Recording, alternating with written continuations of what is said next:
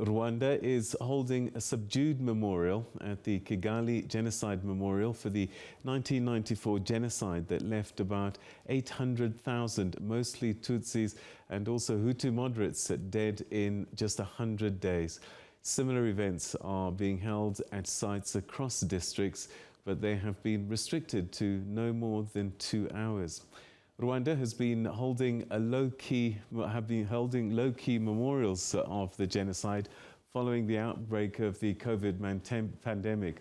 Previously, the government held week-long events to commemorate the genocide, which was sparked by the death of Rwandan President Juvenal Habyarimana, a Hutu, when his plane was shot down above Kigali airport on the 6th of April, 1994.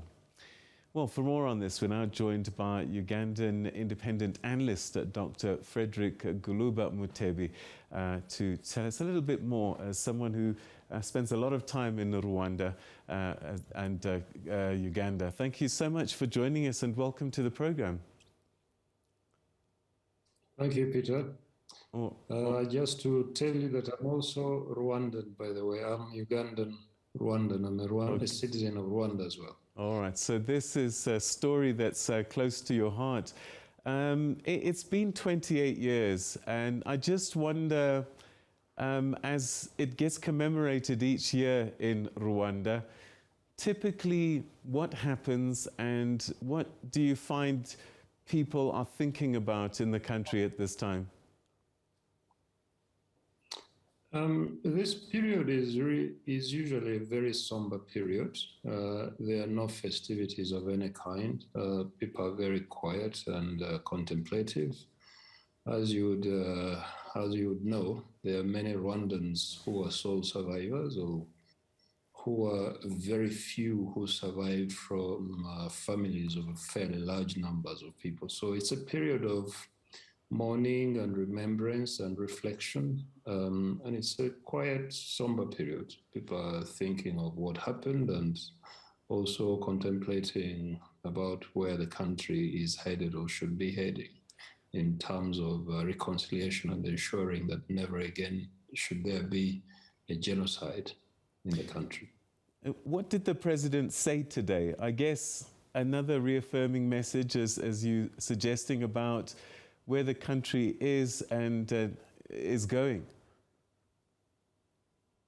Yeah, I mean, the president always gives a message of encouragement. They celebrate how far the country has come since that time. Clearly, very few people, if anyone at all, expected Rwanda to overcome the difficulties that were imposed on it by the genocide against the Tutsi. So many people died, so many professionals died. The country really reached rock bottom. So besides this period being one of contemplation and one of mourning, it's also a period that Rwanda used to reflect on just how pretty much miraculous the transformation of the country has been in the last 28 years. So in a sense, it's also a celebration of the transformation of the country. And the fact that, in contrast to the past, Rwanda is now a more united country. The society is much more willing to work together. The discrimination and marginalization of the past, that's no longer there. People are looking forward, and people are very happy to be identified and to identify others as Rwandans rather than members of the groups into which past governments divided them and used to manipulate society and also set citizens upon each other. So 28 years later, would you say that the journey of forgiveness has happened? Because there would be reason for many people to not want to forgive and to keep grudges for this period of time. We had the courts, we had people serve justice. 28 years on, do you think that the forgiveness has happened and that the healing truly has come to Rwanda? Well, Peter, you used the word journey, and indeed it's a journey. It hasn't ended, it is still ongoing. but a very, very large number of Rwandans have decided that it's time to move on. And moving on does not mean forgetting what happened, but accepting that a big tragedy befell the country, but that it's necessary to go beyond it and look forward to building a society in which people forgive each other, people decide to work together in the interest of building a new society. And that is exactly what is happening. No one can tell you that there are no people in Rwanda who are unwilling to forgive. No one can tell you that there are no people in Rwanda who are unrepentant. But at least the general view is one of reconciliation and one of contrition and of very large numbers of people wanting to move on to build a new country together. So yes, it's a journey that is still continuing. It's been difficult traveling it, but a very large number of people have really joined in, and the country is moving forward in what I would say is a very positive direction. My first trip to Rwanda, I got an insight which we often don't think about, but after the genocide, there were literally thousands and thousands of children that became orphans overnight, over time, over those months. They're all adults now.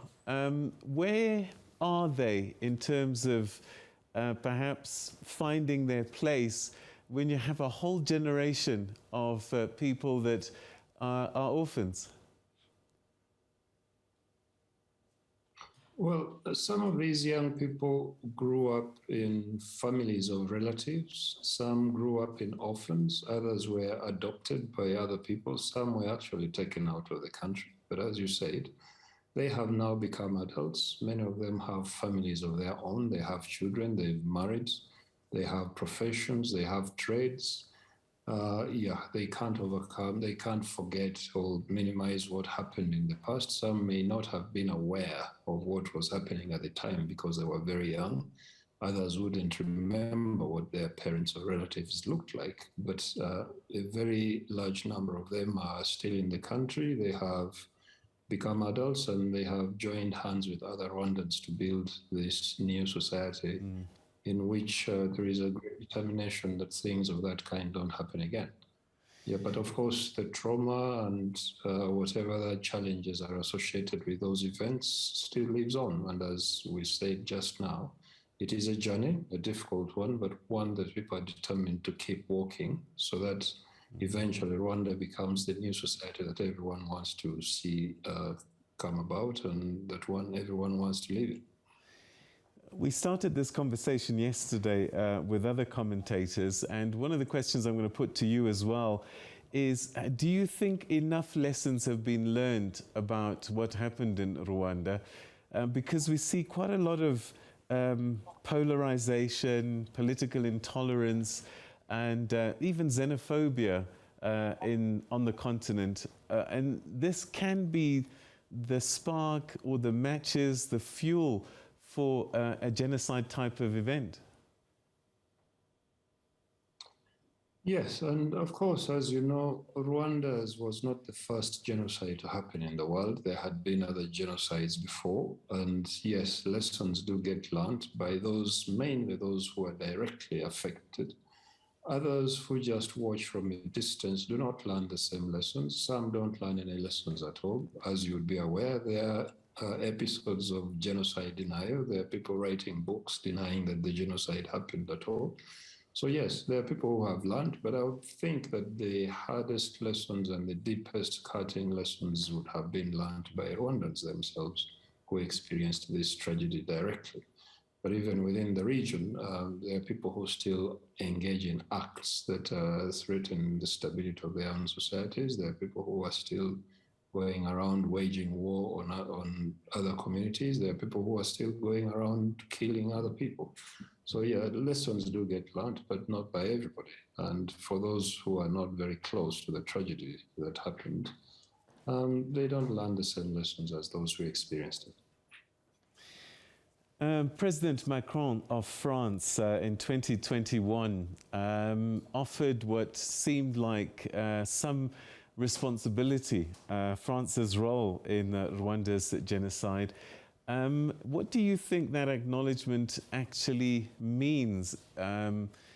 Could there be a case for some kind of reparations or something? The issue of reparations has been raised by various commentators. The government of Rwanda is not pushing it. The government of France doesn't seem to be intent on paying reparations.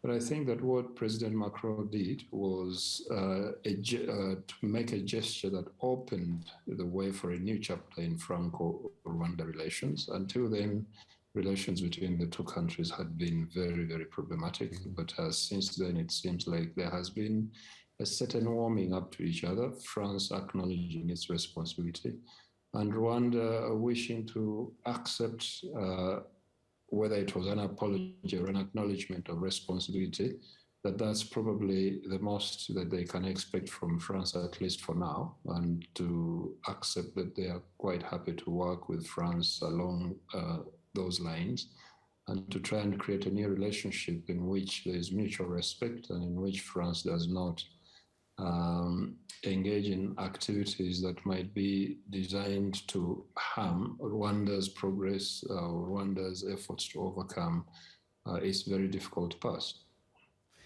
Undoubtedly, because it is a personal story, Rwandans will be more introspective on a day like today. But it is the International Day of Reflection because of what happened in Rwanda. So what might be a message to brothers and sisters across the continent in terms of what we should be reflecting on today as we think about what happened in your country in 1994? You see, Africa is a continent that has been rocked by conflict, by wars, by coup d'etat, by all kinds of things that have caused almost perennial instability on this continent and that have led to great loss of life, that have destroyed economies, destroyed people's lives and quality of life. And I think that reflecting on what happened in Rwanda and how the people of Rwanda have worked so hard to overcome that history and create a new society in which political stability, prosperity, and reconciliation and cohesion are very important things to work for, that the rest of Africa might want to learn some lessons from Rwanda. You don't have to experience a genocide in order to create a society that values stability and peace and cohesion, so that people living within the same society do not turn on each other and seek to destroy or kill each other. So I think that those are the lessons that the rest of us could learn from Rwanda. Dr. Golooba-Mutebi, always a pleasure talking to you. Thank you so much for giving us your time and helping us reflect on this important day. Thank you. My pleasure, Peter. Thank you for inviting me. Thank you.